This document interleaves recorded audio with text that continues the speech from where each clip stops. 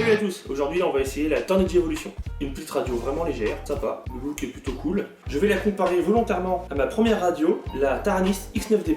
Alors tout d'abord on va parler de la finition de la radio. Donc là on a une radio plutôt bien finie. Les pads sur les côtés de maintien pour la main antidérapant se décollent légèrement, mais bon c'est le seul élément à déplorer. Les sticks sont de bonne qualité, les interrupteurs aussi. Voilà, ça bouge pas, hein, c'est vraiment impec. La radio Taranis X9D+, est un modèle vraiment très connu du monde du modélisme. C'est une radio qui a des performances de radio haut de gamme, dans un prix assez contenu. En l'occurrence, moins de 250 €. On a quelque chose qui est vraiment très abouti, on peut tout faire avec, programmable. Alors, au niveau de la finition, FrSky a fait quelque chose de très bien fait, hein, c'est propre. Bon, c'est un peu plastique, hein, mais bon, c'est bien fichu. Les interrupteurs, les sticks, là c'est très bien.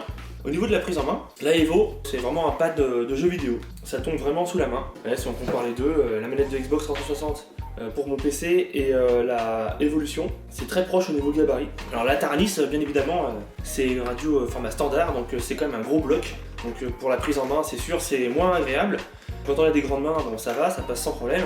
Alors au niveau du poids, même constat, la Evo pèse 345 grammes, donc batterie incluse. La Taranis, elle, pèse 831 grammes. Donc il y a vraiment une grosse différence, on est plus du double. Donc j'ai jamais utilisé la sangle et je pilote avec les pouces. Alors c'est sûr que pour un puriste qui va mettre sa sangle et qui va piloter en mode pincé, ce sera nickel. Personnellement, je suis plus en mode gaming. Alors au niveau du menu, interface, la Taranis, le firmware open source, on peut personnaliser le menu, c'est très complet. Donc là on a un timer qui se déclenche sur les gaz, donc ça c'est très pratique. Il se met en route quand on monte les gaz et il se coupe quand on descend les gaz. Voilà, pour l'initialiser, il y a 3 clics à faire. Hop, c'est bon. Voilà, il est reparti N45, c'est là-dessus que j'avais configuré au niveau des gaz. Au niveau de la évolution, on allume la radio, hop, les sticks vers le haut. Voilà, ça démarre très vite. Donc, pour armer le chronomètre, il suffit d'armer les moteurs. Voilà. Si on tombe, on désarme. Et quand on reprend, on réarme. Voilà. Donc, quand on veut remettre à 0, un petit coup de switch et c'est remis à 0. Et c'est reparti. Voilà, c'est très pratique. Quand on veut changer la durée du timer, il y a juste à appuyer sur Setup. Et là, on change les valeurs. C'est très rapide. Le chrono est remis à 0.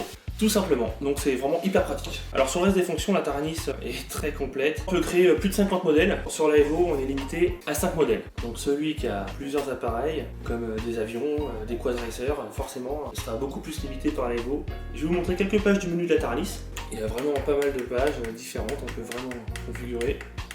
Il y a des sous-menus, il y a beaucoup de possibilités avec cette radio. Donc il y a beaucoup de fonctions qui seront probablement jamais utilisées pour un quadracer, même très certainement. Mais bon, voilà, pour celui qui veut une radio très polyvalente, c'est sûr que là-dessus, c'est impeccable. La Evo, le menu est beaucoup plus simple. Par contre, l'interface est tactile. Ça, c'est très pratique pour régler les paramètres, même s'il n'y en a pas beaucoup. On a le voltage précis de la batterie. Sur la Evo, on a une petite barre de niveau. Je la recharge toutes les 3 sorties, donc c'est plutôt sympa. Un plus pour la Evo, puisqu'en fait, on se sert simplement d'une sortie micro USB, alors que sur la Taranis, il faut un adaptateur secteur spécifique. J'ai découvert le FPV Racing avec cette radio, et je dois dire que les sticks, je les trouve vraiment super. C'est cranté au niveau du throttle, là je suis en mode 1, et on a une bonne résistance, c'est vraiment nickel. Alors du coup, quand je suis passé en fait sur la Evo, j'ai eu un peu de mal au début, mais au bout d'une dizaine de lipos, je m'y suis fait. Les sticks sont très sympas. Au niveau de la fiabilité, on a peu de retours encore sur la Evo qui vient juste de sortir. Il n'y a pas de raison qu'elle s'en sorte moins bien que les autres radiocommandes de chez FlySky, pas trop mal dans l'ensemble. Maintenant, la X9D de chez Taranis, c'est sûr que celle-ci, elle est robuste, elle est fiable.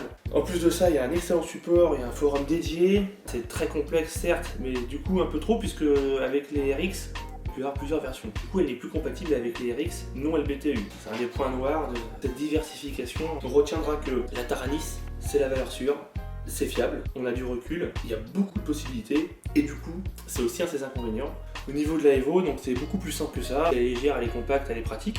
Et je fais que du quadracer. Pour moi, cette radio est quand même très sympa. J'espère que ce petit comparatif vous aura plu. Je vous dis à très bientôt en FPV Racing.